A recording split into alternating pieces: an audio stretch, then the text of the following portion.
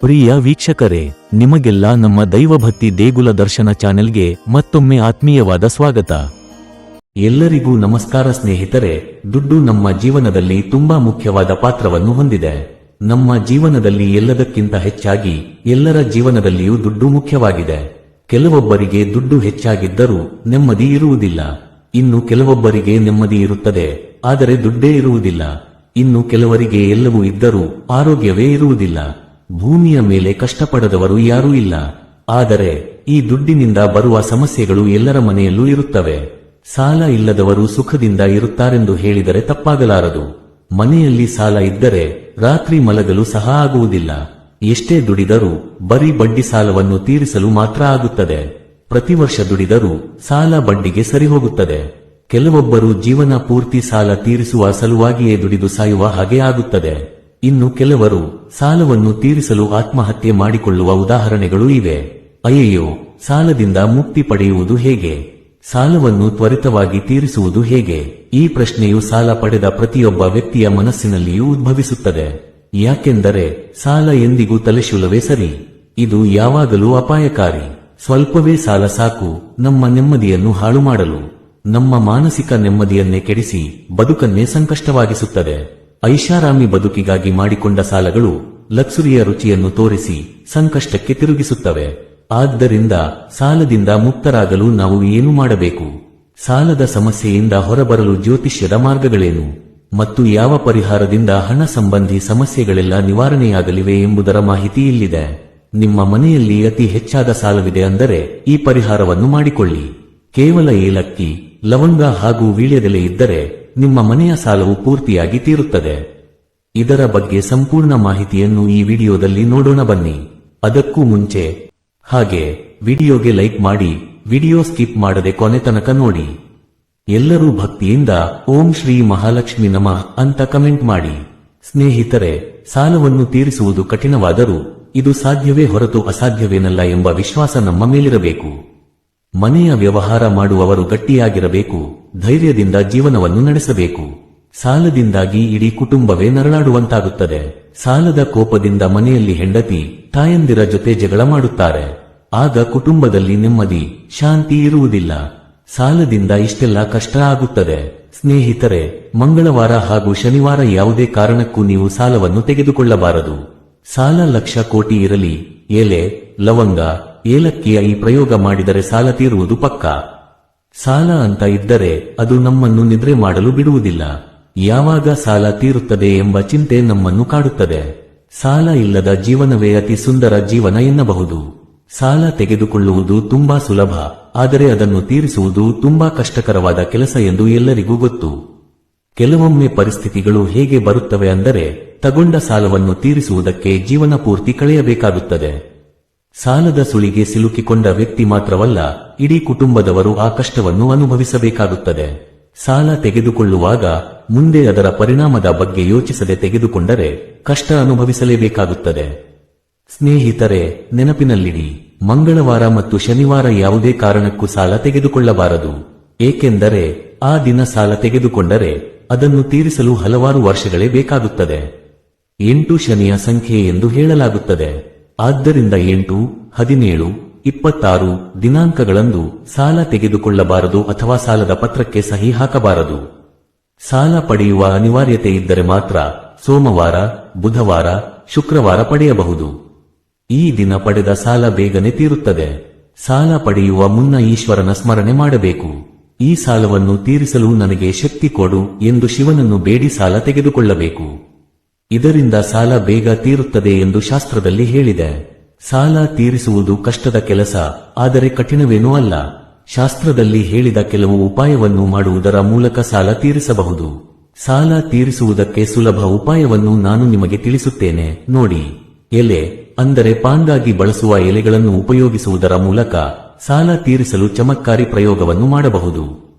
ಸ್ಕಂದ ಪುರಾಣದ ಪ್ರಕಾರ ಸಮುದ್ರ ಮಂಥನದ ಮುಂಚೆ ಈ ಎಲೆಯನ್ನು ಮೊಟ್ಟಮೊದಲು ಬಳಸಲಾಗುತ್ತಿತ್ತಂತೆ. ಆದ್ದರಿಂದ ಯಾವುದೇ ಶುಭ ಕಾರ್ಯದಲ್ಲಿ ಈ ಎಲೆಯನ್ನು ಬಳಸಲಾಗುತ್ತದೆ. ಪೂಜೆ ಮತ್ತು ಶುಭ ಸಂದರ್ಭದಲ್ಲಿ ಇದರ ಬಳಕೆಯನ್ನು ನೀವು ನೋಡಿರುತ್ತೀರಿ. ಎಲೆ ಜೊತೆಗೆ ಬುಧ ಗ್ರಹದ ನಂಟಿದೆ ಎಂದು ಹೇಳಲಾಗುತ್ತಿದೆ. ಇದು ಹಣಕಾಸಿನ ಸಮಸ್ಯೆಯನ್ನು ನಿವಾರಣೆ ಮಾಡಲು ಸಹಾಯ ಮಾಡುತ್ತದೆ. ನೀವು ಸಾಲದ ಸುಳಿಗೆ ಸಿಲುಕಿಕೊಂಡು ಒದ್ದಾಡುತ್ತಿದ್ದರೆ ಈ ಪ್ರಯೋಗ ಮಾಡಿ. ಒಂದು ಚೆನ್ನಾಗಿರುವ ಎಲೆಯನ್ನು ತೆಗೆದುಕೊಳ್ಳಿ.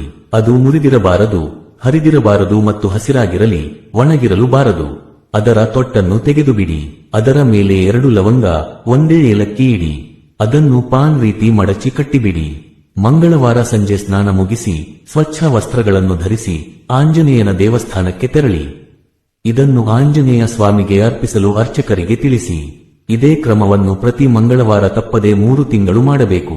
ಯಾವುದಾದರೂ ಮಂಗಳವಾರ ನಿಮಗೆ ಈ ಕೆಲಸವನ್ನು ಮಾಡಲು ಸಾಧ್ಯವಾಗದಿದ್ದರೆ ನಿಮ್ಮ ಮನೆಯವರು ನಿಮ್ಮ ಪರವಾಗಿ ಇದನ್ನು ಮಾಡಬಹುದು. ಈ ಕ್ರಮ ಮಾಡುವಾಗ ಮಂಗಳವಾರದಂದು ಸಾತ್ವಿಕ ಆಹಾರ ಸೇವಿಸಿ. ಈ ಕ್ರಮದಿಂದ ಸಾಲ ತೀರಿಸಲು ಮಾರ್ಗಗಳು ತೆರೆದುಕೊಳ್ಳುತ್ತವೆ. ಸಾಲ ತೀರಿಸಲು ಇನ್ನೊಂದು ಉಪಾಯವಿದೆ ಸ್ನೇಹಿತರೆ. ಯಾವುದೇ ಬುಧವಾರ ನೀವು ಬೇಗನೆ ಎದ್ದು ಸ್ನಾನ ಮಾಡಿ ಪೂಜೆ ಮಾಡಿ ಹಸಿರಾದ ಎಲೆಗಳನ್ನು ತೆಗೆದುಕೊಳ್ಳಿ. ಅದು ಮುರಿದಿರಬಾರದು, ಹರಿದಿರಬಾರದು ಮತ್ತು ಬಾಡಿರಬಾರದು.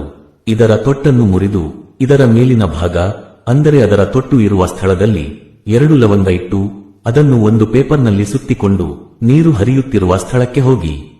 ಇಲ್ಲಿ ಪೇಪರ್ನಿಂದ ಎಲೆ ಹೊರತೆಗೆದು ಲವಂಗವನ್ನು ಎಲೆಯ ಮೇಲೆ ತುದಿಗೇರಿಸಿ ಹರಿಯುವ ನೀರಿಗೆ ಬಿಟ್ಟು ಶಿವನಿಗೆ ಪ್ರಾರ್ಥನೆ ಮಾಡಿಕೊಳ್ಳಿ. ಎಲೆಯು ನೀರಿನಲ್ಲಿ ಹರಿಯುತ್ತಾ ಹೋದಂತೆ ನನ್ನ ಕಷ್ಟಗಳು ಕರಗಿ ಹೋಗಲಿ ಎಂದು ಬೇಡಿಕೊಳ್ಳಿ. ನಂತರ 21 ದಿನಗಳಲ್ಲಿ ನಿಮ್ಮ ಕಷ್ಟಗಳು ನಿವಾರಣೆಯಾಗುತ್ತವೆ. ಇನ್ನೊಂದು ಸಾಲ ತೀರಿಸುವ ಉಪಾಯವನ್ನು ತಿಳಿಸುತ್ತೇನೆ ನೋಡಿ.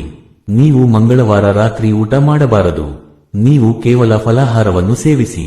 ಸ್ನಾನದ ನಂತರ 11 ಗಂಟೆಯಿಂದ 1 ಗಂಟೆಯ ಒಳಗೆ ಈ ಪೂಜೆಯನ್ನು ಮಾಡಬೇಕು. 11ಕ್ಕೆ ಸರಿಯಾಗಿ ನಿಮ್ಮ ಮನೆಯಲ್ಲಿರುವ ಆಂಜನೇಯ ಸ್ವಾಮಿಯ ಫೋಟೋ ಎದುರಲ್ಲಿ ಕುಳಿತು ಅದಕ್ಕೆ ಕೆಂಪು ಹೂ ಮುಡಿಸಬೇಕು. ಧೂಪ ದೀಪ ಬೆಳಗಿಸಿ ನೈವೇದ್ಯವನ್ನು ಮಾಡಿ 11 ಬಾರಿ ಹನುಮಾನ್ ಚಾಲಿಸಾವನ್ನು ಪಠಿಸಿ. ಈ ಪೂಜೆಯನ್ನು 11 ಮಂಗಳವಾರ ಮಾಡಿ ಸಾಲವನ್ನು ಬೇಗನೆ ತೀರಿಸುತ್ತೀರಾ. ಈ ಉಪಾಯ ಮಾಡುವುದರಿಂದ ಸಾಲ ತೀರುತ್ತದೆ. ಅದರ ಜೊತೆಗೆ ನೀವು ಕಷ್ಟಪಟ್ಟು ಕೆಲಸ ಮಾಡಬೇಕಾಗುತ್ತದೆ. ಕಷ್ಟಪಟ್ಟು ಕೆಲಸ ಮಾಡಿದರೆ ಮಾತ್ರವೇ ಈ ಉಪಾಯ ನಿಮಗೆ ಸಹಾಯಕವಾಗುತ್ತದೆ. ಇನ್ನೊಂದು ಪರಿಹಾರ ಮಾಡಿ ಕುಬೇರನನ್ನು ಪೂಜಿಸಿ.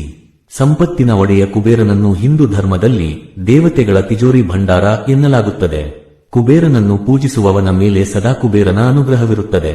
ಹಾಗಾಗಿ ಜಗತ್ತಿನ ಸಕಲ ಐಶ್ವರ್ಯದ ಅಧಿಪತಿಯಾಗಿರುವ ಕುಬೇರ ಯಂತ್ರವನ್ನು ನಿಮ್ಮ ಮನೆಯಲ್ಲಿಟ್ಟು ನಿಯಮಿತವಾಗಿ ಪೂಜಿಸಿದರೆ ಸಾಲದ ಸಮಸ್ಯೆಯಿಂದ ಮುಕ್ತರಾಗಬಹುದು. ಕುಬೇರನಿಗೆ ನಿಯಮಿತವಾಗಿ ಶಮಿ ಎಲೆಗಳನ್ನು ಅರ್ಪಿಸಿ ಪೂಜೆ ಸಲ್ಲಿಸಿ. ಇದರ ಜೊತೆಗೆ ಕುಬೇರ ಮಹಾರಾಜನ ಮಂತ್ರಗಳನ್ನು ಸಹ ನಿಯಮಿತವಾಗಿ ಜಪಿಸಿ. ಇದರಿಂದ ಸಾಲದಿಂದ ಬೇಗ ಮುಕ್ತರಾಗಬಹುದು. ಕುಬೇರ ಮಂತ್ರ ಓಂ ಶ್ರೀಂ ಓಂ ಹ್ರೀಂ ಶ್ರೀಂ ಓಂ ಹ್ರೀಂ ಶ್ರೀಂ ಕ್ಲೀಂ ವಿತ್ತೇಶ್ವರಾಯ ನಮಃ. ಮಹಾಮೃತ್ಯುಂಜಯ ಮಂತ್ರ ಜಪಿಸಿ. ಮತ್ತೆ ಮತ್ತೆ ಸಾಲದ ಸುಳಿಯಲ್ಲಿ ಸಿಲುಕಿದ್ದರೆ 108 ದಿನಗಳ ಕಾಲ ಓಂ ನಮಃ ಶಿವಾಯ ಅಥವಾ ಮಹಾಮೃತ್ಯುಂಜಯ ಮಂತ್ರವನ್ನು 108 ಬಾರಿ ಜಪಿಸಬೇಕು. ಇದರ ಜೊತೆಗೆ ಶಿವನಿಗೆ ಕಬ್ಬಿನ ರಸವನ್ನು ಅರ್ಪಿಸಿ ನಿಮ್ಮ ಸಮಸ್ಯೆಯನ್ನು ದೇವರ ಬಳಿ ಹೇಳಿಕೊಳ್ಳಿ. ಹೀಗೆ ಮಾಡುವುದರಿಂದ ಕ್ರಮೇಣ ಸಾಲದಿಂದ ಮುಕ್ತಿ ಪಡೆಯಬಹುದು ಎಂಬ ನಂಬಿಕೆಯಿದೆ.